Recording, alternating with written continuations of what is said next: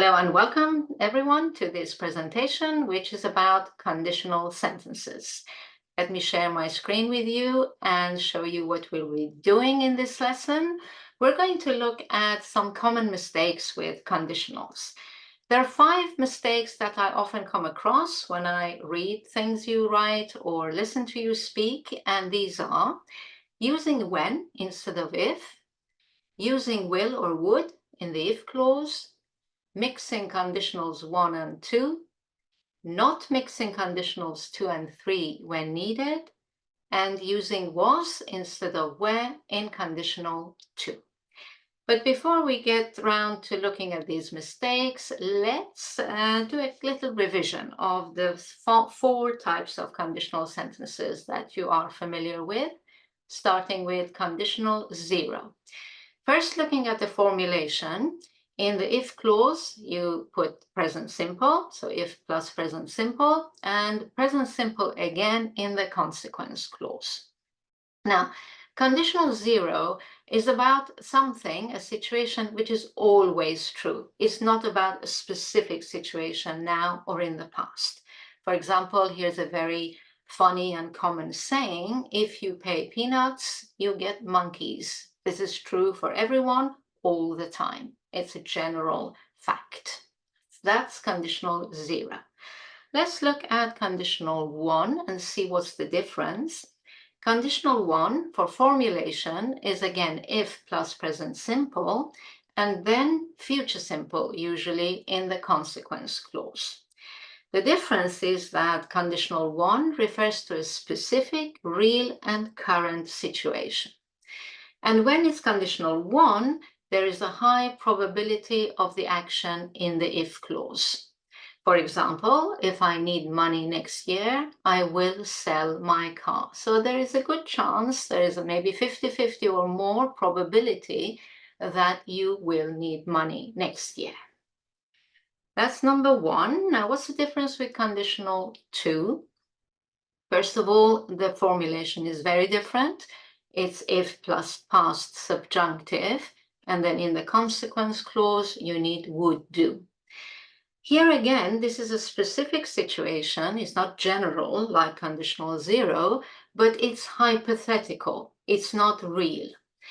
And the very big difference between 2 and 1 is that the probability of the action in the if clause is 0 or very, very low. So if you say, if I needed money next year, I would sell my car, the listener understands that there is a very low or almost 0 probability that you will need money next year. That's the very important difference between 1 and 2. And finally, coming to conditional 3, the formulation is if plus past perfect, had done, and then the consequence clause is would have done. Again, this is a specific situation, but now it's completely in the past. There is 0 possibility of the action in the if clause. For example, if I had needed money last year, I would have sold my car. You didn't need money and you didn't sell your car. It's completely hypothetical and it's over. It's in the past, right? So before we look at the 5 common mistakes I mentioned earlier, there are 2 notes to make that you have to be careful of. The first one is that the if clause can be in the first or second part of the sentence. So make sure you identify which one is the if clause and which one is the consequence clause correctly. Because sometimes I notice that you get or some students have got the idea that the first part is always with present simple, second part with will or etc. No, make sure you find out where the if clause is and then apply the correct tense or form to the if clause and then the consequence clause. For example, if I need money next year, I will sell my car. You can also say, I will sell my car if I need money next year. And notice that for spelling, for punctuation, if you start with the if clause, you need a comma between the 2 clauses, but if you start with the consequence clause, you don't. That's note 1. Note 2, also very important. When we talk about high, low, or zero probability in conditional sentences, 1, 2, and 3, we're talking about the probability of the action in the if clause, how possible or likely or probable the if action is. If you want to change the probability of the action in the consequence clause, you need to use modal verbs of possibility instead of will and would. Let's take our examples and change will and would to may, might, or could. For example, if I need money next year, maybe I will, maybe I won't, 50-50 chance, I may sell my car, I might sell my car, I could sell my car. The consequence is now not 100% sure. It's a possibility. We can do the same with second conditional. I might or could sell my car if I needed money next year. Same with conditional 3.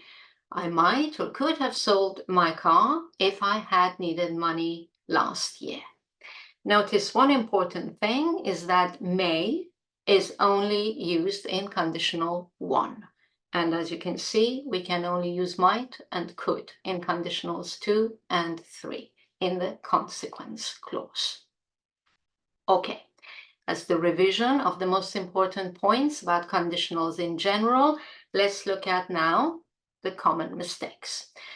The first one is using when instead of if. Remember that we can only use when instead of if in a conditional 0 sentence. So you can say, if you pay peanuts, you get monkeys, or when you pay peanuts, you get monkeys, because it's always true. But please be sure not to use when instead of if in other conditional sentences, because this changes the idea completely. For example, when you, in conditional 1, when you say, if I need money, you are not sure you will need money. Maybe you will, maybe you won't. Whereas if you say, when I need money, you are sure that you will soon need money. Same with conditional 2. If you say, if I needed money, actually you're saying at the moment, now I don't, and I don't think I will in the future. I'm hypothesizing if I needed money. But when you say when I needed money, you're actually referring to a time in the past when you needed money. So the difference is huge and can be confusing to your listener if you mix if and when. Only in conditional 0. Right. Number 2. That's a very common one. It's for formulation. It's a formulation mistake, and that is using will or would in the if clause. I often hear, if I will need money next year, I will sell my car. Make sure that you do not use will in the if clause for the first conditional. A mistake for the second conditional would be to say, if I would need money next year, I would. So 2 woulds or 2 wills. Avoid that. It's in the conditional 2. If I needed past subjunctive money next year, I would sell my car. And the same for conditional 3. I would have sold my car if I not would have needed, but if I had needed money last year. So avoid 2 wills, 2 woulds on both sides of the sentence. Okay? Now, 2 notes on this common mistake. It's important for you to know so you don't get confused. Note 1. In American English, you may occasionally hear would in the if clause in conditionals 2 and 3. This is not standard English, and it's a mistake, a grammatical mistake, but some American speakers do it. So don't be surprised, but I'd recommend you avoid it. Follow the rules that we have just reviewed, okay? Now, one other note here is that very rarely, but you may hear will or would after if to make a conditional 1 sentence more polite. It happens only in situations like this.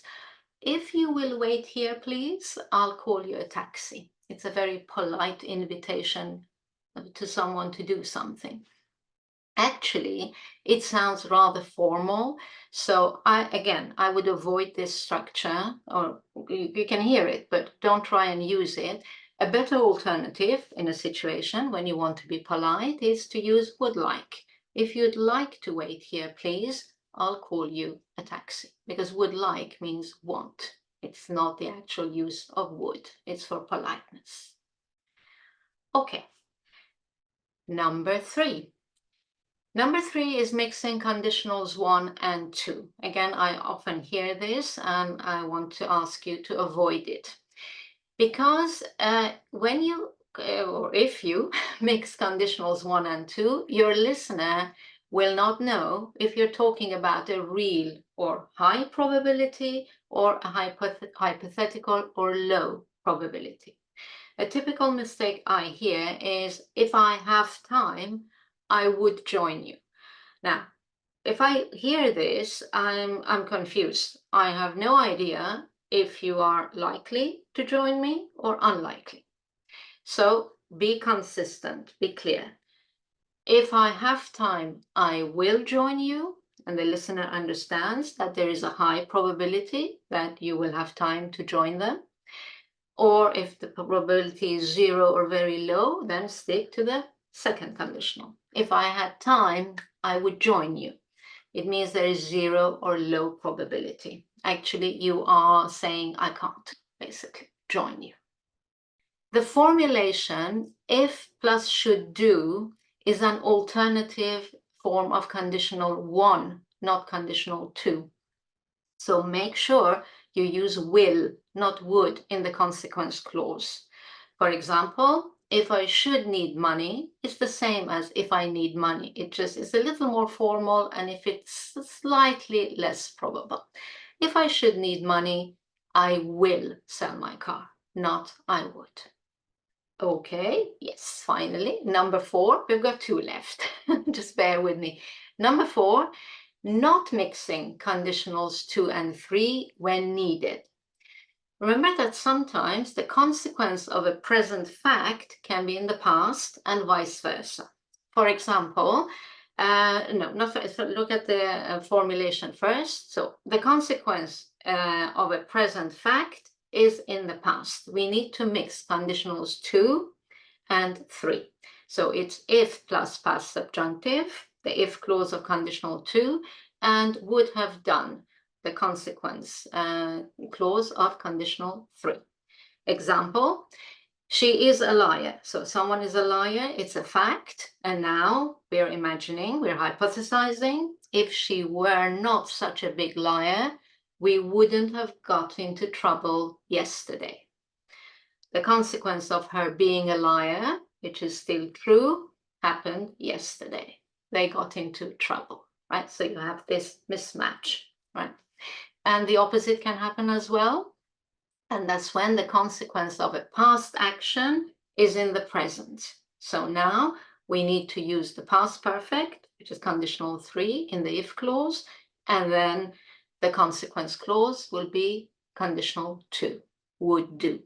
So for example, if she had told the truth yesterday, we would not be in this mess now. So it's the other way around, right? So you do need to always think of the context as well. It's not always mechanical, this. This doesn't happen very often, but you have to be careful if it does, how to mix them correctly. And finally, mistake number 5 is using was instead of were in conditional 2.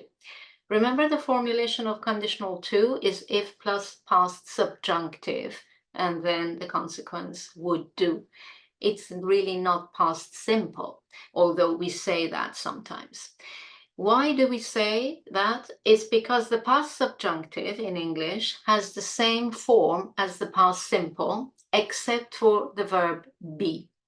The past subjunctive of be is were for all pronouns. And that's where we notice that, oh, conditional 2 is not if plus past simple, it's if plus past subjunctive. but they're the same, exactly the same form, except the verb be. So that's why a sentence would be, if I were younger, not if I was younger. If I were younger, I would climb the Himalayas. And the same goes for the alternative form of conditional to, which is, if she were to climb the Himalayas, she would need a good guide. So basically, we're saying don't use was in conditional to sentences. But don't be surprised if you hear this mistake from many native speakers, because as you know, they don't study grammar as we are at the moment together. They just go by ear.